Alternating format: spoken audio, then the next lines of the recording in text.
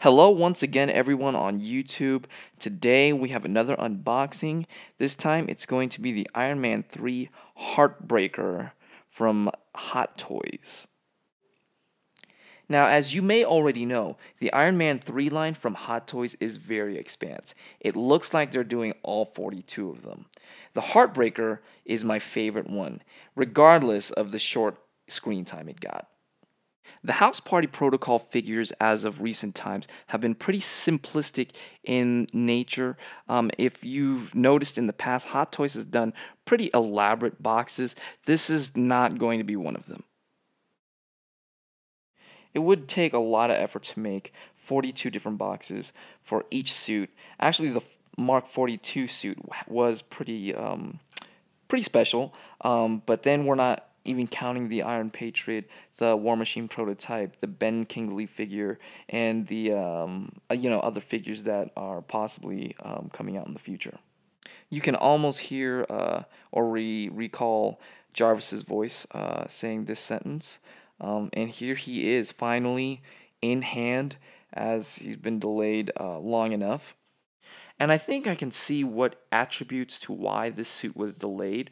It is fairly intricate in its design, and when I say that, only in like the little nuances of getting the joints and whatnot to work seamlessly together. Of course, Igor and Red Snapper, they're intricate in their own ways, and more so. As we pull them out, I'm really surprised. This one, along with a lot of the other House Party Protocol figures, they're not sleeved up in the plastic that we've seen in the past. They're just some of this little paper around it in its joints, just to keep the rubbing from happening before we get it in hand. Aside from the Mark 42, there's a lot more gold on this piece than typical Iron Man suits. The texture is also a little flat as well, so that gives it a little more dimension. I like that. Some battle damage around, as you see. And in battle damage, I actually mean scrapes and cuts. Otherwise, this thing is in pretty pristine condition. Another thing I'd like to note is that this is one of the girthier suits. Is that a word, girthier? It's a little thicker than some of the other regular Iron Man suits. Of course, we're not mentioning Igor or Red Snapper here. Here are an extra 2 sets of hands for a total of 3 sets of hands altogether in this set. The repulsor hands up top there, which the light does not show very well through. You get a little bit of red bleed off. These are the posable finger hands. The light does show very well through these hands though. And as we get into the next layer, it's just a layer for the next layer. Here we get the dynamic flight pose stands that some of these House Party Protocol figures get. This one does not light up either. It's got a battery compartment, but no on or off switch, and I'm assuming there's no light inside of it as well. Up top in the corner there, we have the claw, and this is the claw that we affixed to this pole right here, the adjustable pole. As in recent fashion, we get 12 batteries that are not inside the figure anymore. I actually like that. 3 for the chest and 9 for everything else, head and the 2 arms. Here I have him on the dynamic figure stand. Please allow me to note that the adjustable arm on these stands that come with these figures is 10 inches, as opposed to 13-inch arm found on the Thor Dark World or the actual dynamic figure stands that we buy individually. Those are 13 inches and these are 10 inches. Okay, so finally, let's see what we can do with this guy. Those shoulder pads look like 2 pieces that they flip up and down. They are spring action loaded, so they'll just come right down. Not too much mobility in the arm as usual. Double jointed in the back for the elbows, and you'll see there's the little plate there in the back. That's actually also a separate piece from the elbow, and it's things like that which is why I think this figure was delayed a little more. Them just trying to get the everything working properly, because you got to add more pieces in just to get everything to look fluid and solid. You can see the joints right there. They use plastic elbow joints rather than the silicone rubber joints that we've seen in the past. They're gonna last longer. It just is kind of they just show off the joints, which isn't too pleasing to the eye, in my opinion. Now, next we're going to move on down to the hips. The hips actually here are plastic. They're not rubber like in some of the figures in the past, so we're not going to get that pink panty syndrome here. The flaps on the side there flip up. There's some more flaps, and we'll get into the mobility of the hips in a little bit. But you know, you will rest assured we're not going to get the pink panty syndrome. These the plastic, it's kind of like for the mobility there. It's following the same suit as the War Machine, the Iron Man 3 War Machine that we've seen, the die-cast one, just to help it get more mobility. I apologize if I'm hawking too much into the joints here, but here's another problem area. I could imagine Hot Toys R&D team hitting some snags trying to get these joints to work. There's many pieces that are just, you know, coming in just like those silver bits right there. The one on the outside of the knee and as well as the one on the inside of the knee, they look separate. Everything had to be put together. And just so to be able to not just fit, but you know, to be able to work with the adjustability right there. If we can see inside the knees, you can kind of see where each individual piece, or how they're individual in their own sense, between, you know, the back and the front of the knee itself. I mean, how many pieces are there just right there?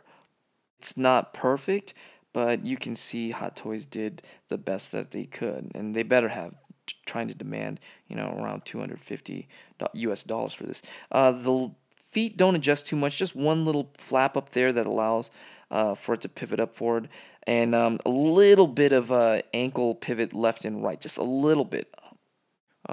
Moving back up to the arms a little bit, we get a little bit of rotation at the wrist, and then just the arm going in, out, elbow.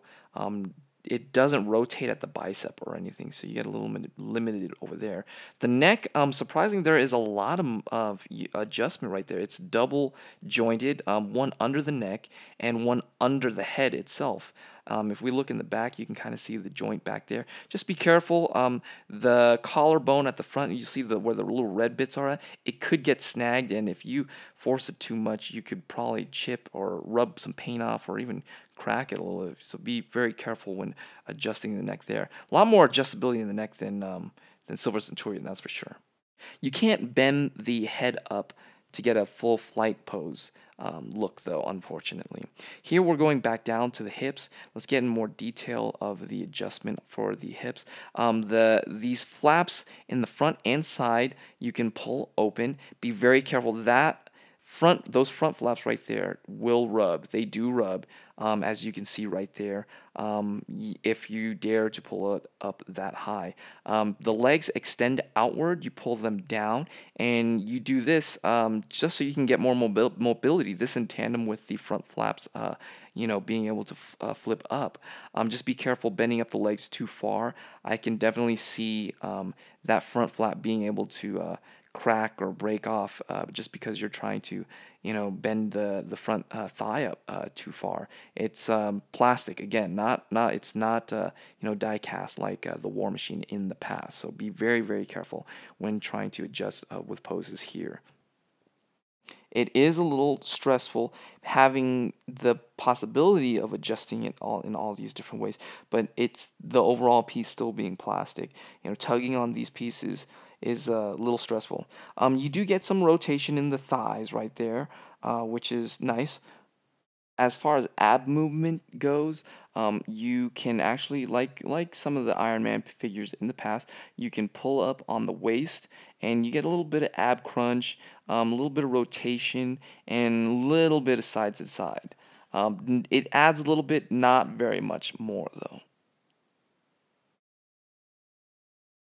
As we move into the next shot, you can really see that the ball joint in the hip to thigh area is really exposed in this way that they made it so that the legs can be adjustable. So it almost screams that, you know, you have the legs up in some manner or fashion when you're displaying it.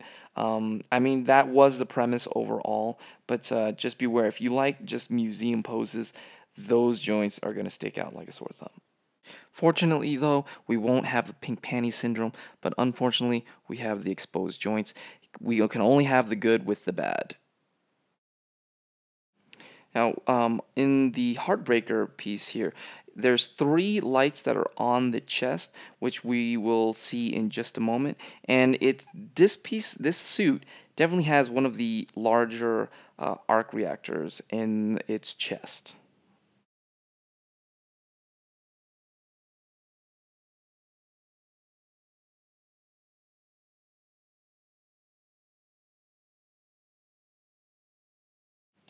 Pull up from the top of the front of the head back to expose the on-off switch and battery compartment there. As for the chest light up, in the center of the back, pulling up from the top, you will expose the on-off switch and battery compartment there. And as for the arms, typically they were in the bicep in the past, but now we have them a little more exposed in the wrist, just out in the open, the on and off switch and battery compartments there. One of my bigger gripes about this piece are going to be the lights. If we see into the eyes right there, there's glare, and the glare only comes from directly in the center of the eye. It looks cross-eyed when you look at it. On camera, it photographs pretty well. It looks pretty even, but moving left to right here, you can see how the glare only comes from the center of the eye. It's not even throughout the eyes, and it's very distracting in person if you're looking at it head on.